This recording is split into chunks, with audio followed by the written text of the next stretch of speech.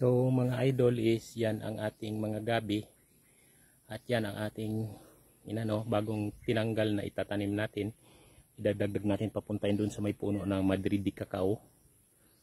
Yan sa bangin-bangin na yan, kasi bangin siya, kaya maganda ang gabi dyan. So dyan natin itatanim ulit yung mga tinanggal natin. At ito ang update ng aking nakuhang laman ng gabi. Sila ang nagtanim pero ako ang nag-harvest. Ayan, karami. Ito karami pag nasa Maynila ka na,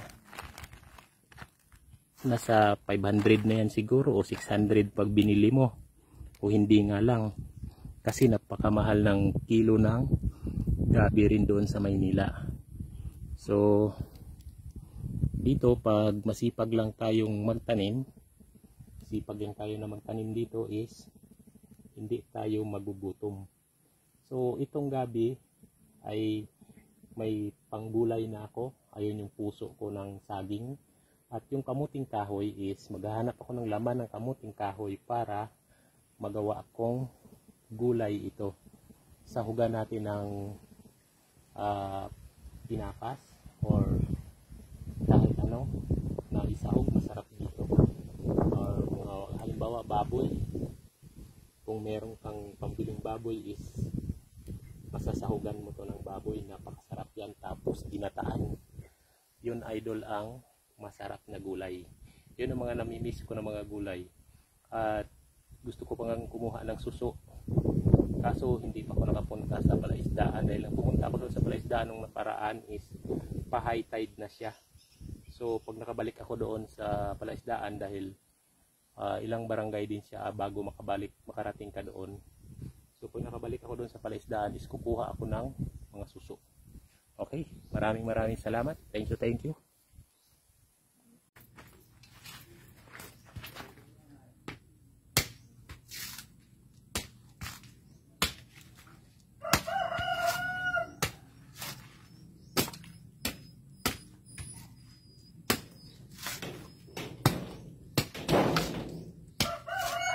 Ginom to.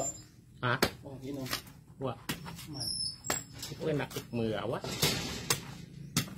Kasi mo doon pamasad. Gamumid ayad din man yan imong karon, kaso ang kay una pag daya na ako ni raw. Dada ba? Tuog sa tangkan. Ha? Patugod? Ay, madanlog di karon mo. Ito, kaya na ito. Kalau sa Digson Rosito.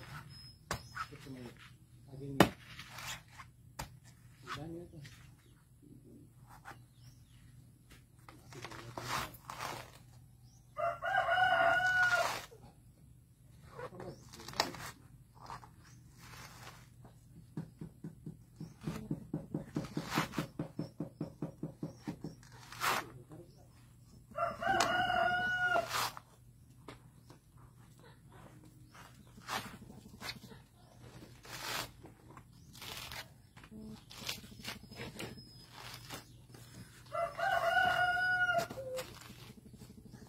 Naglibot ko mo altabas salin sa banga.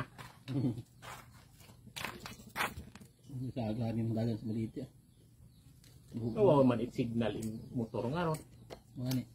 Bas materi man doon. Di wag ginadak pa. Ugto ka tayo kan chambahan mo. Tikpos mo ka rin.